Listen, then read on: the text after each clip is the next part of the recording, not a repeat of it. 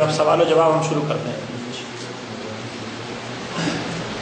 سوال ہے کہ مخلوق تعلیمی نظام میں لڑکیوں کو تعلیم دینا صحیح ہے یا غلط؟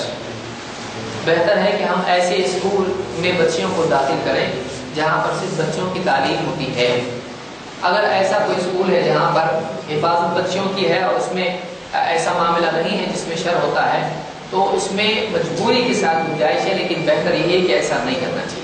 زیادہ صحیح بات یہی ہے کہ یہ بچپن میں ان کو ڈالا جا سکتا ہے، لیکن جب بچیاں بڑی ہونے لگیں تو ایسے اسکول سے ہٹا کر ان کو ایسے اسکول میں ڈالیں جہاں پر صرف بچیاں پڑھتی ہیں، اور مسلمانوں کو چاہیے کہ ایسے اسکولوں کا قیام کریں جس میں صرف بچوں کی تعلیم الگ سے ہوتی ہے۔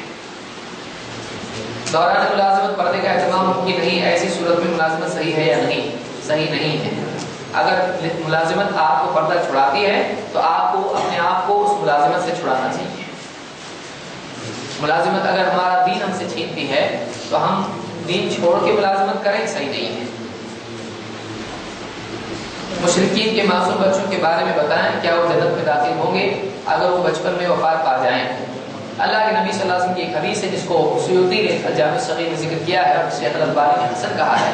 آپ نے فرمایا کہ مشرکین کے بچے جنتیوں کے خادم ہوں گے، مشرکین کے بچے جنتیوں کے خادم ہوں گے۔ تو مشرکین کے بچے چونکہ ان پر کوئی گناہ نہیں ہوتا ہے، اور حدیث میں خود ہے کہ رفع القلم عن ثلاثہ، 3 لوگوں سے قلم اٹھا لیا گیا ہے، جن میں عن الصبی حتی یحتلم، چھوٹا بچہ جب تک کہ اس کو احتلام نہیں ہوتا ہے اس پر سے بھی قلم اٹھا لیا گیا ہے، اور جب گناہ اس پر نہیں ہے تو اس کو جہنم میں ڈالنے کی کوئی معنی نہیں ہے۔ اللہ تعالیٰ کے یہاں پر یہی بات ہے کہ جو آدمی من یعمل سوءا یجز بہ، جو برائی کرے گا اس کو اس کا بدلہ ملے گا، تو اس کی چونکہ برائی ہے نہیں تو اس کو جہنم میں نہیں ڈالا جائے گا، وہ جنتیوں کے خادم ہوں گے۔ طالبات میں حسن علم کس طرح پیدا کی جائے؟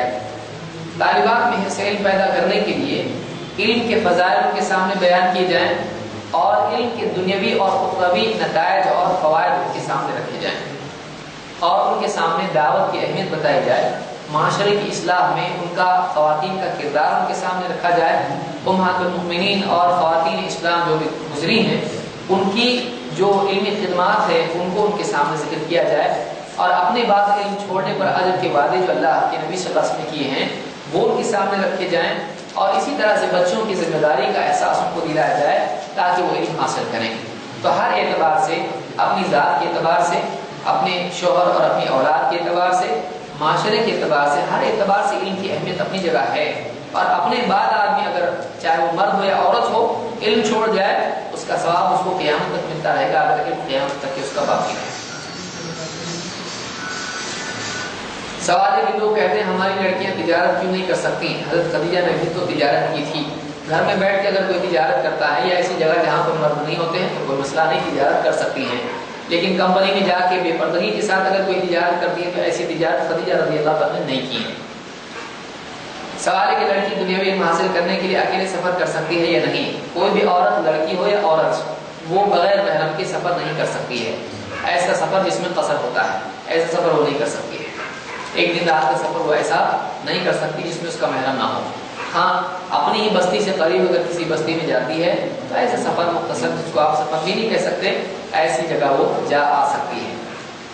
سوال ہے کہ ہمارے ہاں طالبات دنیاوی تعلیم کو دینی تعلیم پر ترجیح دیتی ہیں، کس طرح انہیں دینی تعلیم پر ابھارا جائے؟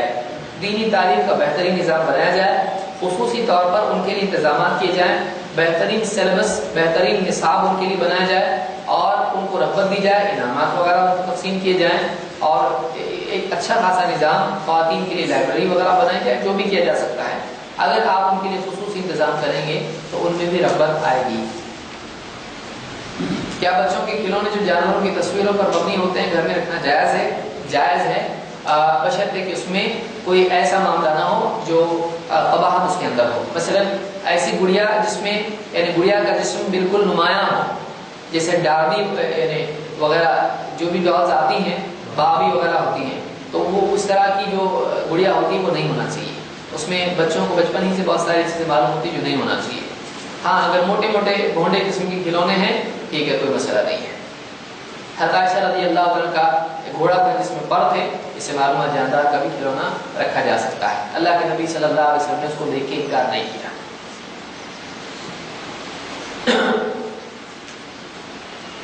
آپ سوال ہے کہ آپ نے جو حدیث بیان کی میری ماں نے نظر کی ہے، اس حدیث کو بعض لوگ ایثار ثواب کے طور پر پیش کرتے ہیں، تو کیا یہ صحیح ہے؟ بالکل صحیح ہے۔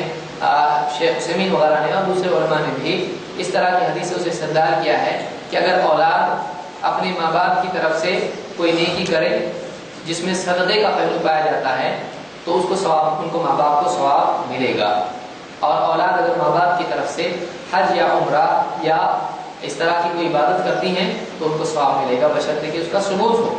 ہاں، مخصوص اعمال بھی یہ ہے، یہ نہیں کہ قرآن کریم کی تلاوت کریں اور ثواب پہنچائیں، کہ آیت کریمہ پڑھیں ثواب پہنچائیں، 700 مرتبہ سبحان اللہ پڑھیں ثواب پہنچائیں، اس کا ثبوت نہیں ہے۔